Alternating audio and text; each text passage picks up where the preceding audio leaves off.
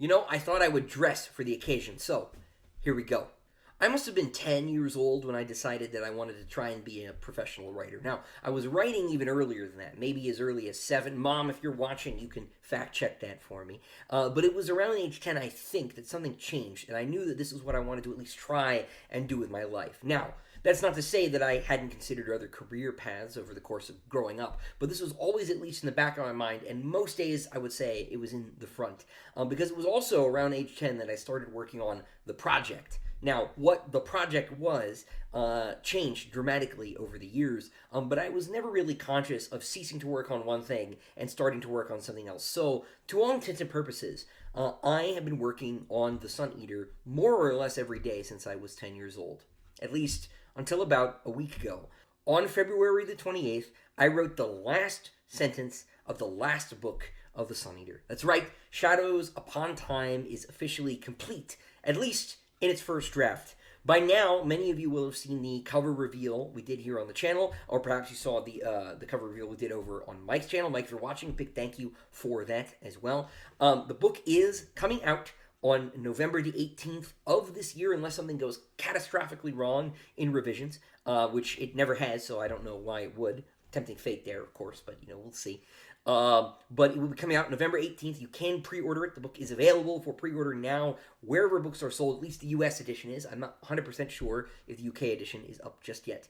But a link for that will be in the description down below. And I should say, if you want to get a signed copy of the hardcover of Shadows Upon Time, you can do so from Quail Ridge Books at quailridgebooks.com. That link is also in the description down below. You just need to make sure you fill out the comments section during checkout over there and say, hey, I would like Christopher to sign my copy of the book. Would you please hold it for me? I will also personalize it for you. But I learned this lesson the hard way with Disquiet Gods. The number of books I have to sign has gotten so much that I can't personalize more than just a name. Very sorry, but we could do to Stephen, to Stephanie, to whoever, but I can't do quotes like I've been able to in the past. I just have too many to sign these days, and I'm very, very sorry to those of you who were looking forward to that. But you can get a signed copy, link again, down in the description below. That is why I have been scarce on the channel lately. The only thing I've done since the new year has been to post a couple of signing streams working on the Broken Binding reprints. More on that in a little bit. I haven't done an update, so it's been, I think, almost 3 months since I've done an update here on the channel, and that is because basically all of my time has gone towards trying to get this book done, and basically anything that wasn't that had to stop, with a couple of exceptions. So that is over now, and I am back, and we will be returning towards something like, the regularly scheduled programming here on the channel.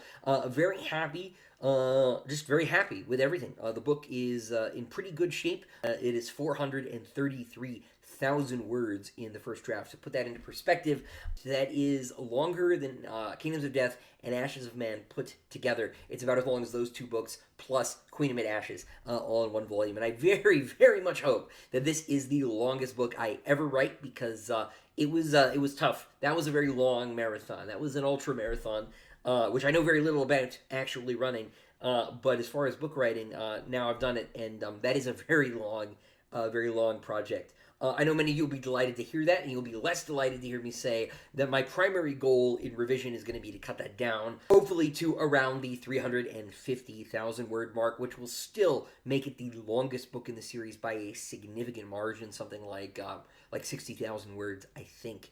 It is going to be a very long book. There's basically no way around that. But 400,000 words plus is strikes me as rather a lot, personally. And I have always said I think the best form of any book is its shortest possible, even if that shortest possible form is very, very long. But it is done. It will be the longest book in the series, and I am very excited to get to revisions on it. My editor has told me already that he expects to have it back to me actually on Monday. I had sent him a partial file a little bit over a month ago, and he's been working on it. So all that really remains for him to do is this little section between the file I gave him and the end, which is just a couple of chapters. Because as many of you will know, my wife and I had our second child also in the last month. She's doing well. My wife is doing well. I want to say thank you to everybody for your well wishes. Everybody around here is doing just great.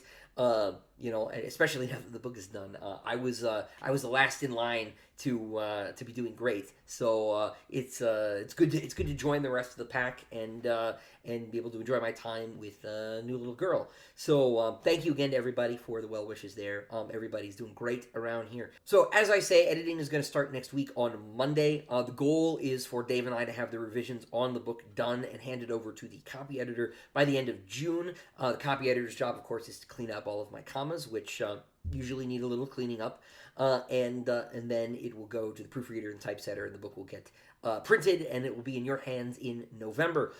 So the next couple of months are going to be really dedicated toward looking at that and cleaning the book up. I know for a fact that there are 444, I put @ signs in the manuscript for things I need to come back and deal with. That's usually things like translating Cielson dialogue or settling on a term for something if I don't want to settle on a term in the moment.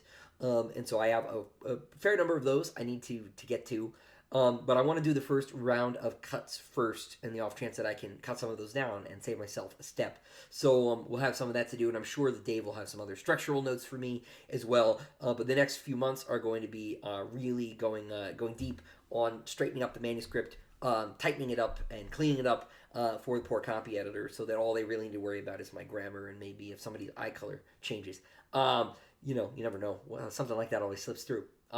And so that will be sort of my major project for the next couple of months. What the rest of the year holds is something we'll talk about in a bit. But this has been a very exciting time. There's been a lot of stuff going on behind the scenes, and very much looking forward to being able to share that with each and every one of you later this year. This is going to for sure be the biggest year that I've ever had as a writer, and I'm very excited about all the stuff that is in the pipeline. Big year, very big year. But I can talk about some of the other things now, and so I will. Of course, the big thing that we've been working on over the last couple of years at this point has been special editions. And the Diamond edition of Howling Dark was sort of the major casualty of how late Book 7 was, because I was not able to continue working on the Howling Dark line edits that I was doing. Book 7 really needed my full attention, and so we had to pause that. It was supposed to go up for pre-order in January, and that just wasn't possible between the baby on the way and Book 7 being late. I just didn't have extra time to pay to the Diamond Edition, and the artists needed more time anyway. James Cook and John Barry Ballarat both still working on the last few pieces for the book, and so a little bit more time there is good. I would much rather pause and delay things before I've taken my customers' money than after. And so we're going to let the artists keep cooking, as they say, and I will get back to the line edits as soon as I can. I don't want to give you a date on when the Diamond Edition of Book 2 will be ready, but it will be ready in the next few months, I would say. Book 7 really still needs my full attention, and I'm going to be directing my attention there as much as I can, and then get back to work on Howling Dark here in a little bit. There shouldn't be a lot of work left for me to do on it. It's just one of those things that I really need to focus on when I'm doing it. And editing 2 books in parallel sounds like a recipe for a giant headache, at least for me. And so the Diamond Edition of Howling Dark is on the to-do list for this year. You'll hear more about it as soon as possible, but just be patient with me there, folks. I want to make sure we get this one absolutely right. Now, there are 2 other special edition publishers in the mix. The next one is The Broken Binding, and that is actually one of the few things I have still continued to work on, even with everything else that's going on. I just finished signing all the title pages for the reprints of Empire of Silence, Howling Dark, and Demon in White. They did 5,000 new sets of those. Those are up for pre-order. A link for that is also in the description down below. They will be shipping out, I believe, in May. They will start printing very soon. I have gotten, like I said, I've done all my part, right? All they needed from me was signatures for those, and those are done. I got them out of my house, And we will be doing that again later this year because the Broken Binding is getting ready to rock and roll on Kingdoms of Death and Ashes of Man. Those, I think, will be coming out towards the fall, at least going for pre-order towards the fall. I don't know when they will be shipping, but you can expect art reveals for those, I think, any day now. Their plan is to start those this month in March, and so you have the cover reveals, the alternate cover reveals, and the board art and the end paper reveals for those. They're going to start coming out sequentially, I think weekly, until we've revealed everything. Renee Eigner and Peng Lu, who did the art on the first three books, have come back to do the art on these, and they will be doing art on books 6 and 7 as well. Books 6 and 7 will be coming out next year. I do need to write introductions for those, and that's on my to-do list for the short term so that it can just be done, and I don't have to do any development work for the Broken Binding editions for the rest of the year. Those shouldn't be major sort of time sinks. I just need to figure out what I need to write for those. And then the last special edition publisher, of course, is Andorita Books, the original. And they had a slight delay. You can read more about that. The link for that is in the description, too. They had some trouble with their printer. They're getting a new printer. And once they get all of that sorted out, they will have the Murdered Son printing and up for pre-order. Rob does not like to get rolling on the pre-orders until the books are physically at the printer. So you don't have to wait too long. Once you've made your order, and so those will be along very soon. Folks who, of course, purchased the earlier novella collections are first in line for those. But I think we're printing a few more, so there will be some that will go on general sale. I'll let Rob speak more to that. But then after we do the Murdered Son, Empire of Silence will be coming, and all of the art for that is done, basically. I just finished placing a bunch of the pictures throughout the manuscript, sent all that information to Rob. But Kieran Yanner has done art for that. He's done a bunch of art for that, let's say. I don't want to say too much in case I'm not supposed to, Rob. But very, very excited about Rob's edition over at Andorita Books. It's going to be so good. If you've gotten the novella collections in the past, you know that what they're doing is really amazing stuff. And I'm very, very excited because Kieran is also starting to do art development for book 2 for Howling Dark, which is very special because, of course, Kieran and I started working together with the cover for Howling Dark. And so we've sort of completed an orbit. And it is very nice to sort of be back where we started, which is pretty cool. And so we'll be working on the art for Howling Dark in the next few months. We'll have the cover for that done as well, which I'm very excited about. I'm very excited about our sort of plan for the covers on the Andorita edition. You'll hear more about those very, very soon. Later this year, we'll have the Empire of Silence art reveal. And it may be the case that Howling Dark comes out from Andorita Books this year as well. The Andorita editions are using the slightly revised text we used for the Diamond editions.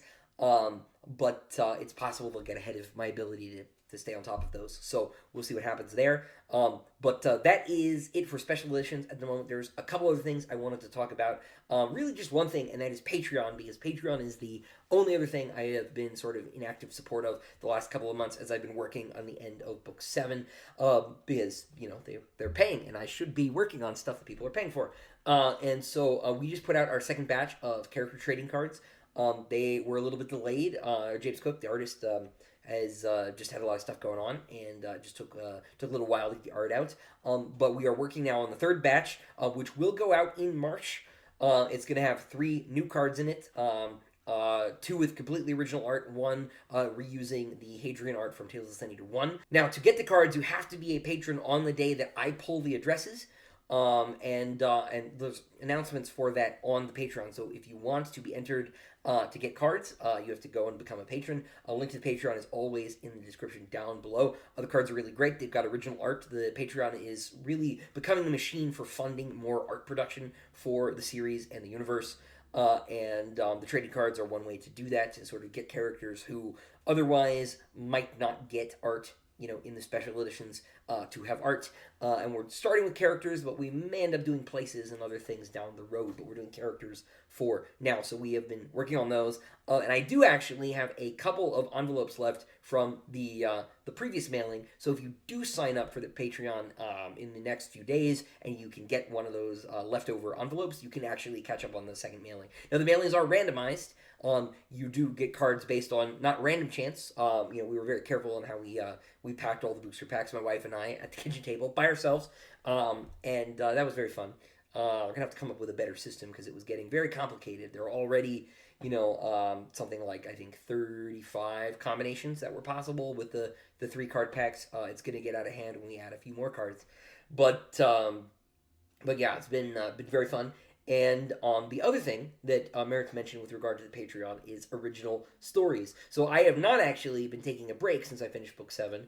I was very, very excited to get to work on the next Adaman story, which I will say nothing else about right now. But if you've read The Barrow King, if you've read The Shrine of Lost Stars, maybe you will be excited about this third story as much as I am. I really enjoyed writing in this sort of new universe, this sort of B project thing I have been doing. And that new story, assuming everything goes according to plan, will go up on the Patreon next month. My goal is for it to be posted on April 10th. But if this one needs to be a few days late in order to get everything in and correct, then that's the way it's going to be. But you have that to look forward to. Next month there'll be a new Adaman story over on the Patreon. If you are not a patron, you can actually still get that story. Patreon has a new function where they let you sell posts, and so we'll make the story available. If you don't want to be a patron, you just want to read the new story, you'll be able to do that as well. So you'll have that to look forward to. Very, very excited. The Adaman stuff has been very fun for me to do something completely different. This third story is shaping up. I didn't get to work on it today because I realized that the audio on this video actually was bugged. I recorded this like 3 days ago, and I am re-recording it now, which is why it did not come out at the same time as my newsletter earlier today. So, no plan survives first contact with the enemy. In this case, the enemy was myself. Often that is the case, is it not? But nonetheless, things are in a very good place. I very excited to be getting to the edits next week. Although I will say, man, editing is the least fun part of the entire process. So if you hear me grumbling in the distance in the next few months, that's why. Editing is hard. So that about does it for this update. Happy to be back. I will be back with the regular monthly live streams this month. I will see you later this month, probably on a Tuesday, probably at 8 p.m. Eastern. But I have not picked a date just yet. But until then, until next time, ladies and gentlemen, farewell.